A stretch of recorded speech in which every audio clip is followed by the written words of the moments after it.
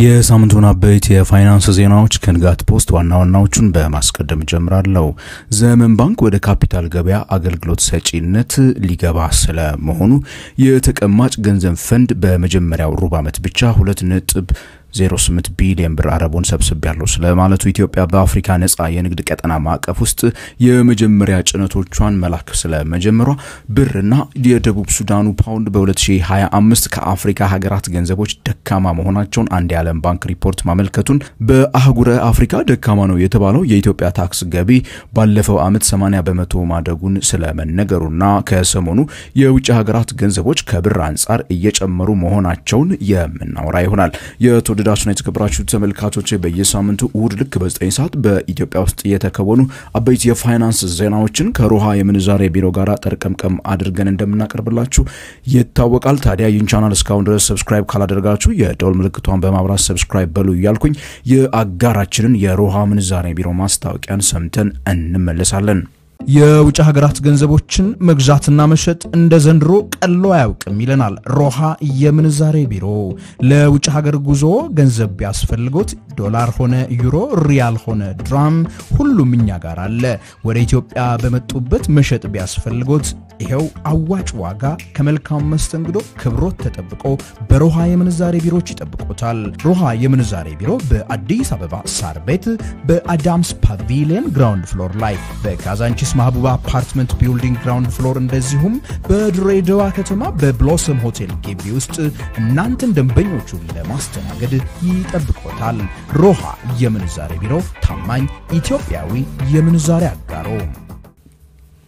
በመጀመሪያም በአጋራችን ሮሃ የምንዛሬ ቢሮች የውጭ ሀገራት ገንዘቦች ሲገበያዩ የዋሉበትን ዋጋ በመናገር ይጀምራሉ። አንዱ የአሜሪካን ዶላር በሮሃ የምንዛሬ ቢሮች በ160 ብር ከ35 ሳንቲም ሲገዛ በ163 ብር ከ56 ሳንቲም ይሸጣል። የእንግሊዝ ሀገሩ ፓውንድ በ208 ብር ከ03 ሳንቲም እየተገዛ በ212 ብር ከ19 ሳንቲም ሲሸጥ ዩሮ በ184 ብር ይገዛል በ187 ብር ከ68 ይሸጣል። የዩናይትድ አረብ ኤሚሬቶቹ ድርሃም በ43 ብር ከ50 ሳንቲም የተገዛ በ44 ብር ከ37 ሳንቲም የሚሸጥ ሲሆን ወደ ሮሃ የምንዛሬ ቢሮች ጎራ የምትሉ ከሆነ በመሸጫ ዋጋቸው ላይ 1% ኮሚሽን ብቻ ከፍላችሁ ማንኛውንም አይነት የውጭ ሀገር ምንዛሬ እስከ $10,000 ቪዛና ቲኬታችሁን አሳይታችሁ መግዛት ትችላላችሁ። የድርጅቱን የሶሻል ሚዲያ ፔጆች አታች ዲስክሪፕሽን ላይ ስላስቀመጥኩላችሁ በነዛ አገኟቸው ተቀላቀሏቸው እያልኩኝ ወደ ዜናዎቹ የምገባ ነው የሚሆነው። ዘመን ባንክ የተከፈለ ጠቅላላ ካፒታሉን ወደ 20 ቢሊዮን የኢትዮጵያ ብር ለማሳደግ በወሰነበት የዘንድሮ ጠቅላላ ጉባኤው ሁለት አዳዲስ የፋይናንስ አገልግሎቶች ላይ ለመሰማራት በእንቅስቃሴ ላይ መሆኑን ይፋ አድርጓል። ባንኩ በመጀመሪያ ደረጃ የተሟላ የሸሪዓ ፋይናንስ አገልግሎትን በባንኩ ጥላ ስር የሚያስጀምር ሲሆን በሁለተኛ ደረጃ ደግሞ ራሱን የቻለ ሌላ አዲስ ድርጅትን ለመፍጠር የሚያስችለውን የካፒታል ገበያ አገልግሎት ሰጪነት ፈቃድን ለማውጣት እየተንቀሳቀሰ መሆኑን ነው የሰማነው። ዘመን ባንክ በዓለም አቀፍ ደረጃ ተወዳዳሪ የፋይናንስ አገልግሎት አቅራቢ ያደርገኛል ያለውን የኢንቨስትመንት ባንክ ለማቋቋም የወጠነ መሆኑን የሰማን ሲሆን እስካሁንም ሁለት የንግድ ባንኮች የራሳቸውን ኢንቨስትመንት ባንኮች አቋቁመው በስራ ላይ መሆናቸው ይታወሳል። በኢትዮጵያ የሚሰሩ ሁሉም የግል የንግድ ባንኮች ማለት በሚቻልበት ደረጃ የራሳቸውን ኢንቨስትመንት ባንክ ለማቋቋም እየተንቀሳቀሱ የሚገኙ ሲሆን በቅርቡ እንኳን አዋሽ፣ ሲንቄ፣ አቢሲኒያና ገዳ ባንክ በዘርፉ ለመሰማራት እየሰሩ መሆኑን ሰምተናል። የካፒታል ገበያው ስራን ከጀመረ ወራቶች የተቆጠሩ ቢሆንም በተጠበቀው ደረጃ የግብይት እንቅስቃሴ እንዳልታየበት መመልከት ችለናል። ከተለያዩ የፋይናንስ ተቋማት ዜጎች ለሚቆጥቡት ገንዘብ የኢንሹራንስ ሽፋንን የሚሰጠው የኢትዮጵያ ተቀማጭ ገንዘብ ፈንድ በተያዘው የበጀት ዓመት ብቻ እስካሁን የ1.85 ቢሊዮን ብር ገቢን ስለማግኘቱ ተሰምቷል። ተቋሙ ገቢውን ያገኘው በአረቦን መልኩ የሰበሰበውን ገንዘብ በተለያዩ የሰነደ መዋለ ንዋይ ኢንቨስትመንቶች ላይ በማዋል ሲሆን በተለይም በአሁኑ ጊዜ በእጁ ያሉት የ16 ቢሊዮን ብር የመንግስት የግምጃ ቤት ሰነዶች ዋነኞቹ የገቢው ምንጭ ስለመሆናቸው ለማወቅ ችለናል። ፈንዱ ከመንግስት የግምጃ ቤት ሰነዶች በተጨማሪ በኢትዮጵያ ንግድ ባንክ የሲቢኢ ኑር ዘርፍ ላይ 1.44 ቢሊዮን ብር በሙዳራባ ቁጠባ ሂሳብ አስቀምጦ ያለው ሲሆን ከዚህም የኢንቨስትመንት ትርፍ ተካፋይ ይሆናል። የተቀማጭ ገንዘብ ፈንዱ በዘንድሮ ዓመት የሰበሰባቸውን አረቦኖች ኢንቨስት በማድረግ የሚያገኘውን ገቢ ወደ 3.02 ቢሊዮን ብር ለማሳደግ አቅዶ እየሰራ ሲሆን በዚህ በመጀመሪያው ሩብ ዓመት ለመሰብሰብ ያቀደውን የ2.08 ቢሊዮን ብር ሙሉ በሙሉ ማሰባሰቡን ይፋ አድርጓል። የኢትዮጵያ ገንዘብ ተቀማጭ ፈንድ ደንበኞች በሁሉም የፋይናንስ ተቋማት ማለትም በንግድ ባንኮችና በማይክሮ ፋይናንስ ተቋማት ላላቸው እስከ 100 ሺህ ብር ቁጠባ የምድን ሽፋንን የሚሰጥ ድርጅት ነው። ኢትዮጵያ ባሳለፍነው የ2017 ዓ.ም ባጸደቀችው የአፍሪካ ነጻ ንግድ የገበያ ቀጠና ውስጥ ተሳትፏን በዚህ ባሳለፍነው ሳምንት አብስራለች። በዚህ መሰረት ኢትዮጵያ ለመጀመሪያ ጊዜ በዚህ ነጻ የንግድ ቀጠና ስርዓት ውስጥ ስጋ፣ ፍራፍሬ፣ ቡናና የቅባት እህሎችን ወደ ተለያዩ የአፍሪካ ሀገራት በይፋ መላክ መጀመሯን ተናግሯል። የመጀመሪያው የገበያ መዳረሻ የሆኑትም ኬንያ፣ ሶማሊያና ደቡብ አፍሪካ ሲሆኑ ሸቀጦቹም በየብስና በአየር ተጓጉዘው ወደ ተጠቀሱት ሀገራት ደርሰዋል። በአዲሱ የአፍሪካ ነጻ የንግድ ቀጠና ስር የአፍሪካ ሀገሮች ነጻ የሆኑ የንግድ ዝውውር እንዲያደርጉ የተስማሙ ሲሆን ኢትዮጵያን ጨምሮ ሁሉም የቀጠናው አባላት 90% የሚሆኑ ሸቀጦች ላይ ምንም አይነት ቀረጥ ላለመጣል ተስማምተዋል። አገራቱ በጣም ለምጣኔ ሀብታችን ጠቃሚ ናቸው ብለው የሚያምኑባቸውን 10% የሚሆኑ ሸቀጦች ላይ አሁንም ክልከላን ወይ ደግሞ ጥበቃን ማድረግ የሚፈቀድላቸው ሲሆን ለወደፊት ይህንን ወደ 3% ለማውረድም እንዲሁ ተስማምተዋል።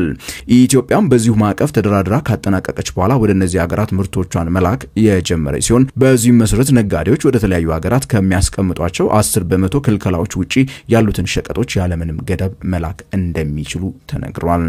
ዓለም ባንክ ሰሞኑን ባሰራጨው ፐልስ ኦፍ አፍሪካ በተሰኘ አዲስ ሪፖርት መሰረት የኢትዮጵያ ብር እና የደቡብ ሱዳኑ ፓውንድ ደካማ አቋምን በፈረንጆቹ 2025 ስለማሳየታቸው ተናግሯል።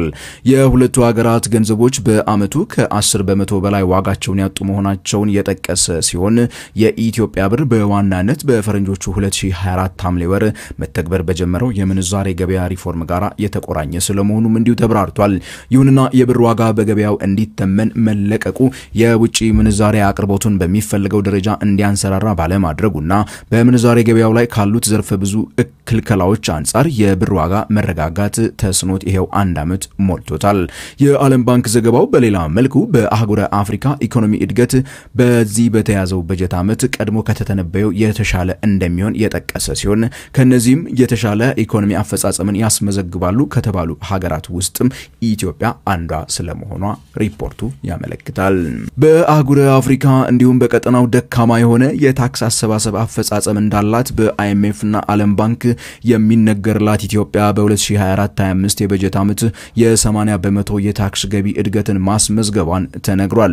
11ኛው የአፍሪካ ቲንክ ታንክ ሰሚት በአዲስ አበባ ከተማ በተከናወነበት ወቅት የገቢዎች ሚኒስትሯ አይናለም ንጉሴ እንደተናገሩት ከሆነ ኢትዮጵያ ባለፈው የበጀት ዓመት ከታክስ ገቢ ብቻ 9 ቢሊዮን የአሜሪካን ዶላር ማሰባሰቧን ተናግረዋል። ይሁንና በቅርቡ አይኤምኤፍ ያወጣው አንድ ሪፖርት እንደሚያመለክተው ከሆነ የኢትዮጵያ ታክስ ከሀገር ውስጥ ጠቅላላ ምርት አንጻር ያለው ምጣኔ 7.5% መሆኑን ይገልጻል።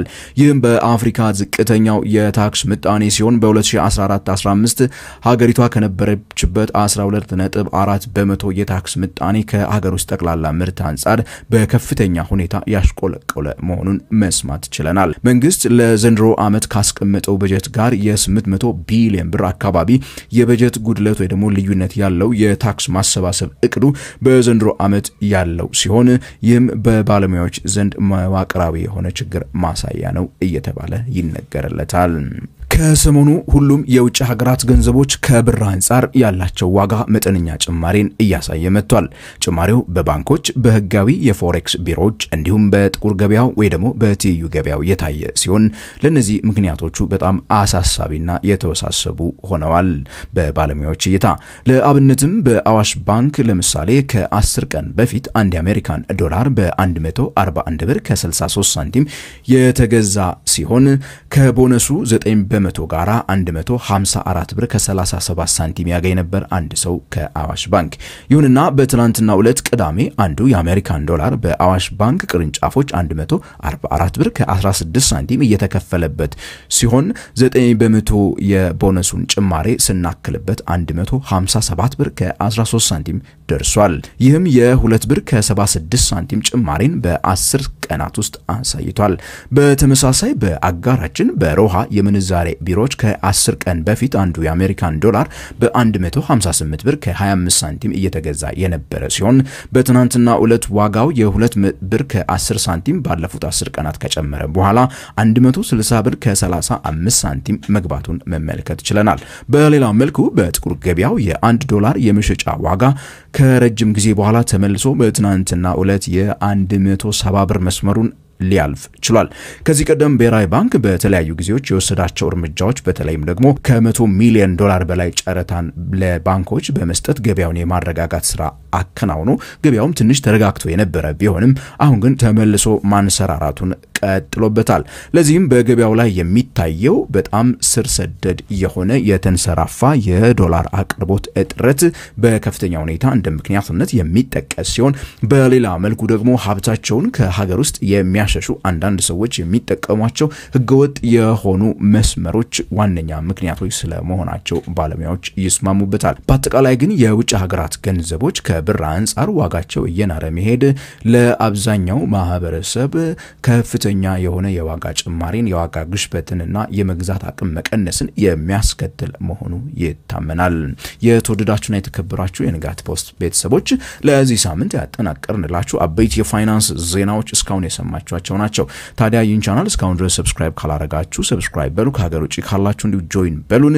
ቪዲዮውን ከወደዳችሁት ላይክ ማድረግ ታች ኮሜንት ሴክሽን ላይ አስተያየትና ጥያቄዎቻችሁን መጻፍ እንዳትረሱ እያልኩኝ በቀጣይ ሳምንት በሌላ አበይት የፋይናንስ ዜናዎች እስከምንገናኝ ድረስ ታዲያ ከንጋት ፖስት የፍሬያማነት ሳምንት እንዲሆንላችሁ እየተመኘው የምሰናበታችሁ እኔ ገሜ ብራውን ነኝ።